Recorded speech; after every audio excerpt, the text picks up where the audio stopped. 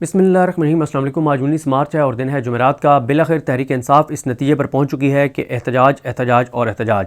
तहरीक इंसाफ इस नतीजे पर पहुंच चुकी है कि उन्हें सड़कों पर आना होगा। तहरीक इंसाफ इस नतीजे पर पहुंच चुकी है कि जो भी उनके साथ बातचीत की जा रही थी वो ट्रक की बत्ती थी। ये एक हकीकत है कि माह रमज़ानुल मुबारक में क्योंकि PTI मेन तो डिपेंड कर रही है खैबर पख्तूनख्वा के ऊपर, और माह रमज़ानुल मुबारक में खैबर पख्तूनख्वा के अंदर एजिटेशन का वो माहौल नहीं होता जो चाहिए तहरीक इंसाफ के एजिटेशन के लिए।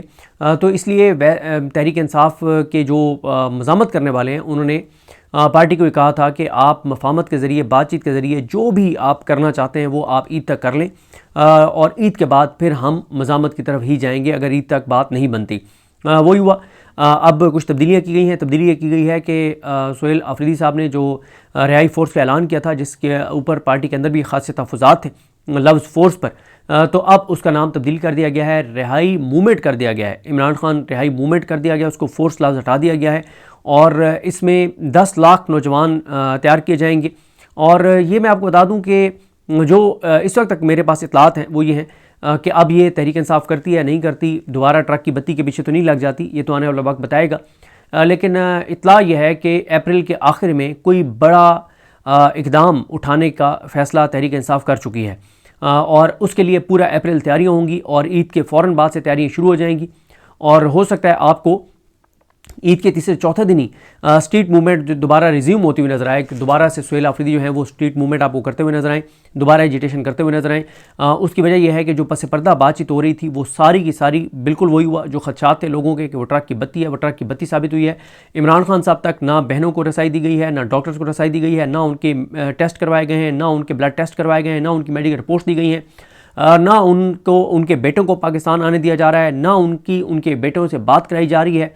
तहरीक इंसाफ के ऊपर सख्तियाँ बढ़ती चली जा रही हैं। अभी मैं आयशा भुट्टो साहबा का ट्वीट देख रहा था कि 10 ख़वातीन हैं जिनको 9 मई में जो है वो सलाएँ हुई हैं, जिनमें से 3 इस वक्त एक शायद फिरदौस राय हैं, और डॉक्टर यास्मीन राशिद हैं, और सनम जावेद।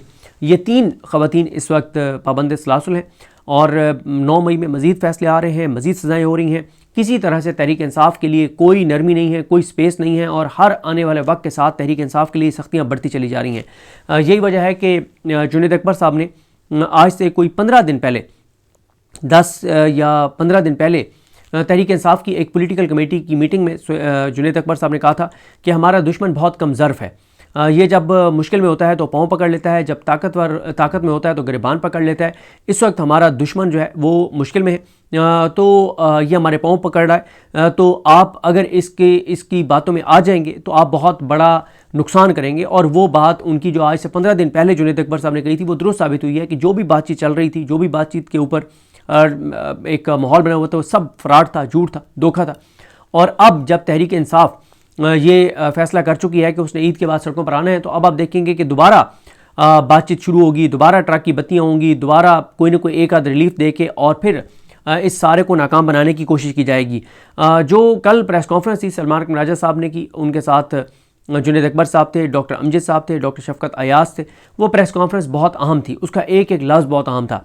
लेकिन मसला यह है कि क्योंकि तहरीक इंसाफ की क़यादत पर तहरीक इंसाफ के वर्कर्स और तहरीक इंसाफ के सोशल मीडिया का बहुत ज़्यादा एक एतमाद का फुकदान हो चुका है, और जो वर्कर है वो बहुत ज़्यादा ऑफेंड है, बहुत नाराज़ है, और सोशल मीडिया ख़ास तौर पे बहुत नाराज़ है। तो इसलिए उसकी वो कवरेज नहीं हुई जो उसकी कवरेज होनी चाहिए थी। वैसे मैं आपको एक चीज़ बताऊं कि ये चीज़ तहरीक इंसाफ को बहुत ज़्यादा नुकसान भी दे सकती है, कि एक ऐसे वक्त में जब उनकी क़यादत वाकई संजीदगी के साथ एजिटेशन की तरफ जा रही है और संजीदगी के साथ सड़कों पर आने का प्लान कर रही है, तो उसके लिए उनका सोशल मीडिया अभी उनके साथ उस तरह से नहीं है जिस तरह से सोशल मीडिया उनकी ताकत हुआ करता था। और उसकी वजह यह है कि सोशल मीडिया अब हर चीज़ को जो है वो क़यादत की तरफ से उसको नेगेटिव लेता है, जो कि मेरा ख्याल दुरुस्त रवैया नहीं है।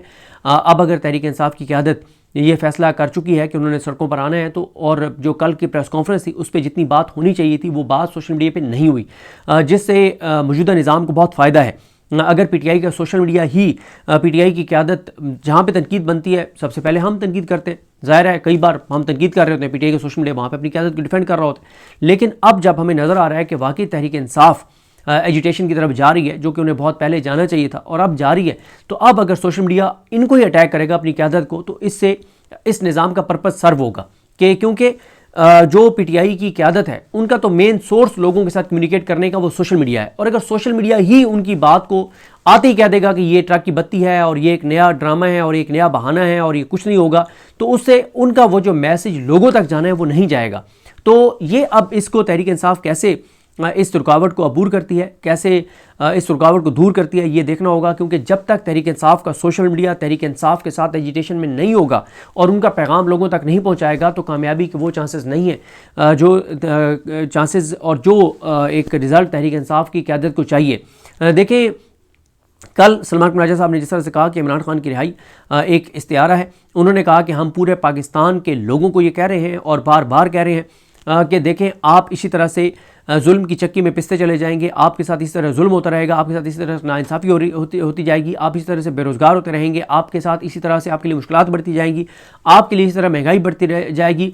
जब तक इमरान खान कैद में है, जब तक इमरान खान रिहा नहीं होते, जब तक आइन बहाल नहीं होता, जब तक अदालतें इंसाफ नहीं देती, जब तक 26वीं और 27वीं आईनी तरमीम का खात्मा नहीं होता, तो पाकिस्तान हर आने वाले दिन के साथ तबाही और बर्बादी की तरफ बढ़ता चला जाएगा। और ये बात बिल्कुल सलमान राजा साहब की दुरुस्त थी।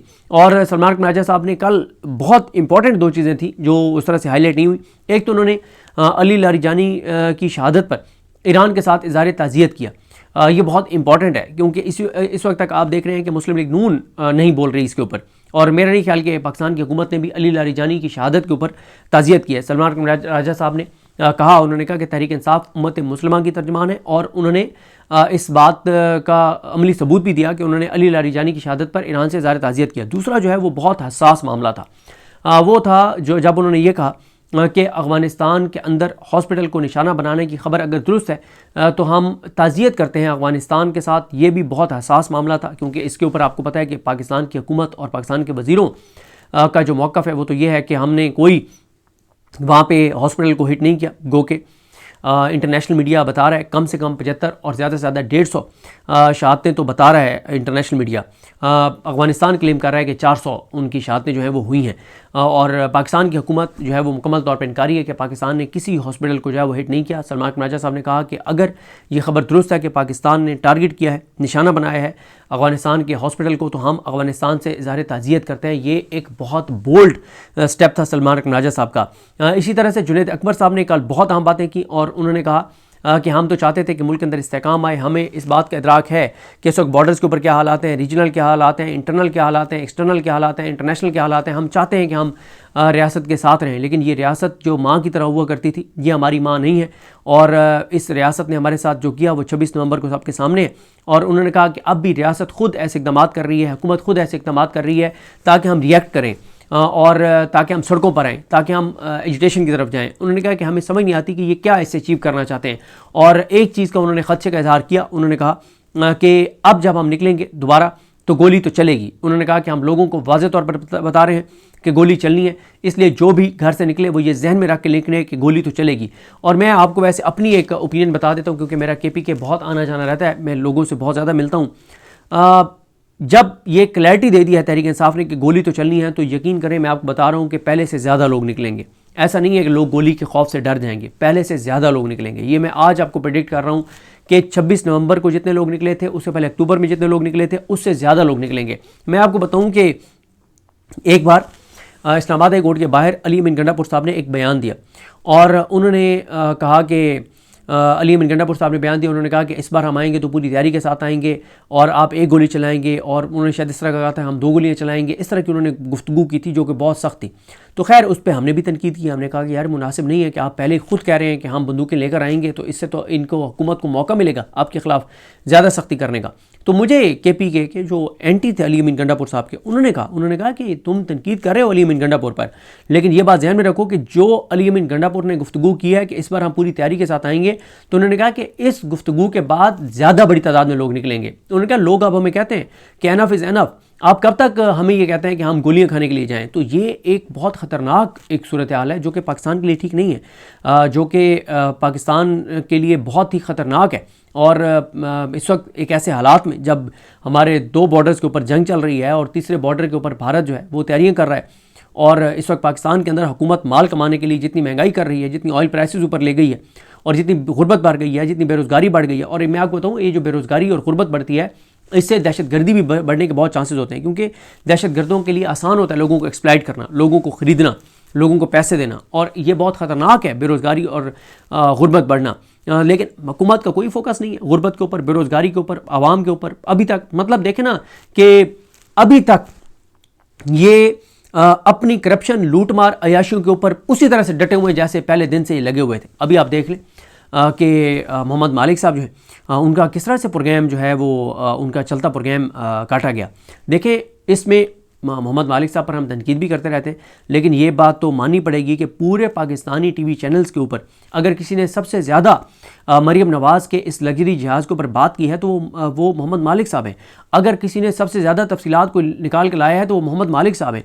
अगर किसी ने सबसे ज़्यादा और सबसे ख़तरनाक इन्फॉर्मेशन दी, जिसमें यह है कि ये तो ओरिजिनली तो ये है ही एक इसराइली कंपनी का ये जो गल्फ स्ट्रीम है, तो ये सब चीज़ें मोहम्मद मालिक साहब ने बताई। अब हुआ ये कि मालिक साहब का जो प्रोग्राम है परसों, वो प्रोग्राम उनका चल रहा था, उन्होंने 17 सवाल किए पंजाब हुकूमत से और कोई इल्ज़ाम नहीं लगाया, सिर्फ मालिक साहब ने 17 सवाल किए और 17 सवालात उन्होंने रखे पंजाब हुकूमत के सामने कि इनके जवाब देते, बड़े वैलिड सवाल थे।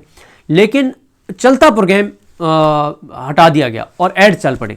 अच्छा, उसके बाद ये हुआ कि जब प्रोग्राम के बाद वो आए तो ज़ाहिर वो नया टॉपिक था। फिर रात 2 बजे उनका प्रोग्राम रिपीट में चलता है। रिपीट में प्रोग्राम चला ही नहीं है क्योंकि उसमें 17 सवाल थे पंजाब हुकूमत के जहाज़ के ऊपर।